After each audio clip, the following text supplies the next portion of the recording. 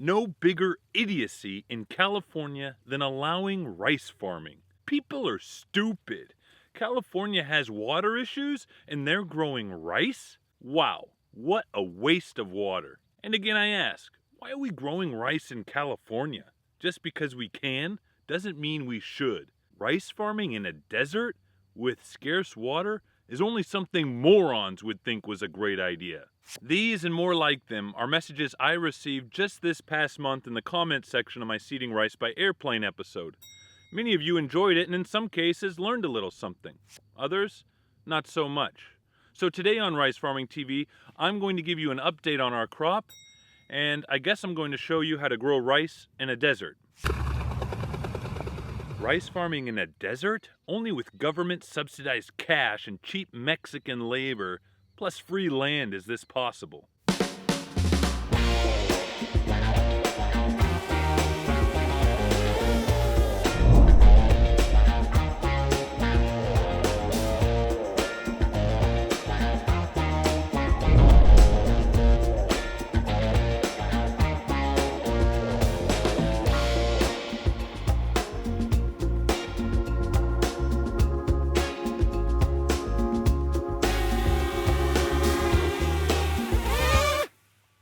Now, before I address those interesting comments and catch you up on my rice crop, let's do a little review. After all the tractor work, we flooded our fields with irrigation water, 2 inches deep. We then flew on our rice seed with great service from our local ag pilots at Williams Ag Service, and the growing season began.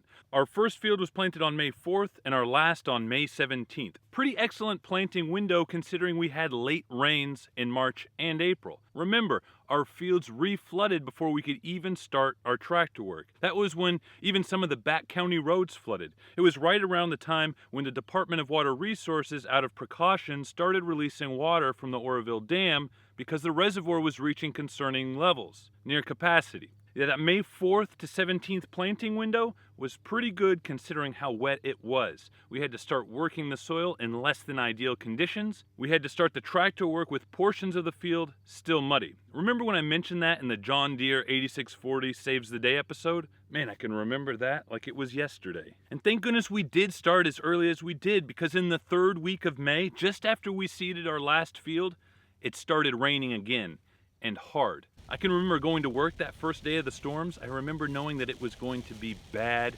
just not knowing how bad. I mean, I had an idea. 2 inches of rain was called for that day. Yeah, 2 inches of rain was forecasted, although remember the seeding episode? We only want 2 inches of irrigation water in our newly planted fields. As I mentioned, it's a crop care strategy to avoid drift, to keep the baby rice plants out of the scum, not to elongate the plant's leaves, and to promote root growth. So we had 2 inches of irrigation water out there already, and on that day, the forecast called for an additional 2 inches. Well, we got an additional 4 inches of water in that one storm. We suffered drift. The baby rice was engulfed by scum. The leaves began to elongate, and more rain was forecasted. Our baby rice was being stressed, but at least we were planted. Those fellow farmers still preparing the soil had it worse. They had to stop, pushing their anticipated plant date further into May or even June. No one wants to plant rice in June because the growing season is just cut short by cooling temperatures and potential rain in the fall. Both are detrimental to yield. But with all the rain that came in late May, some would have to plant into June, into mid-June, or worse yet, some would have to leave their fields fallow, unplanted because of too much rain, because of too much water. We had too much water. That's right. Our rice field specifically had too much water, and it kept raining, and we were looking for solutions. Easy answer. Get rid of the water, right? Send it downstream, just like the reservoirs were doing. Why not pull the boards from our drain risers and let it flow? Impossible. You see, to combat early season weed pressure like watergrass, we needed, as usual, to fly on a pest management application. The particular treatment comes with a 30-day water hold. No water can leave the field for 30 days. No irrigation water, no rainwater. The water hold is in place so that the pest management application has time to be effective, but also, and more importantly, has time to break down. So our rice fields are locked down. They become a holding cell, a filter for the environment and municipalities. We board up our water boxes between each section of the field. We board up our drain risers and dump mud in front of them so not a drop of water gets through. When the rain finally stopped in May, our fields were 8 inches deep, 6 inches deeper than we wanted them. All that water and nowhere to put it, not for 30 days anyway. What were we going to do? After the plowing, the tillage, the land planting, the fertilizer, the seed, after all that time and money, was it eventually going to go down the drain with this extra rainwater? In our eyes, our plants were potentially drowning and our year's investment was sinking. Then Pops had an idea. Pops always has an idea that required a backhoe. And the Picasso of moving dirt, none other than Backhoe Joe. You remember him. We couldn't drain our fields that were under a water hold, but we could drain one of our later planted fields where our watergrass treatment had yet been applied. It had been seeded, but the rice was too young for the pest management application. We could drain that field, put the seeds in the mud, block up and seal off the field for a water hold, and then prepare to move the treated water to that field. Skim some of the rainwater off the top of our treated fields and send that water down to this seeded but dried out field. To do that, we still needed to obviously abide by the water hold. Backhoe Joe plugged up every drain riser on the rice farm that would otherwise send water into the county's irrigation system, creeks, or canals. We needed to create a completely closed system for the entire farm rather than just the individual rice fields. We needed to cut roads in order to move treated rainwater to the dried target field. We needed to dig out the mudded drain risers of the treated field so that the excess rainwater could flow out from these deep fields.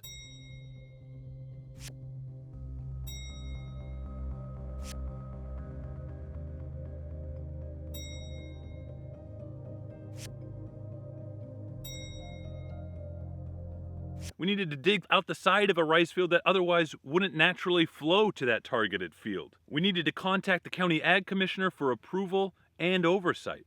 We needed to work fast. We needed to get the rice out from below the excess water. Rice farming in a desert with scarce water is only something morons would think was a great idea. We needed to work fast. We needed to get the rice out from below the excess water, and we did it.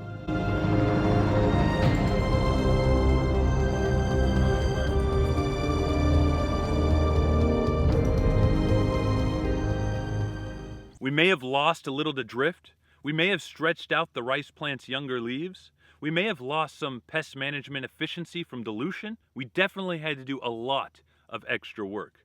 We were definitely stressed, but we did it. We have a beautiful crop that is now in the reproductive phase. Quite frankly, we have a crop that looks absolutely gorgeous.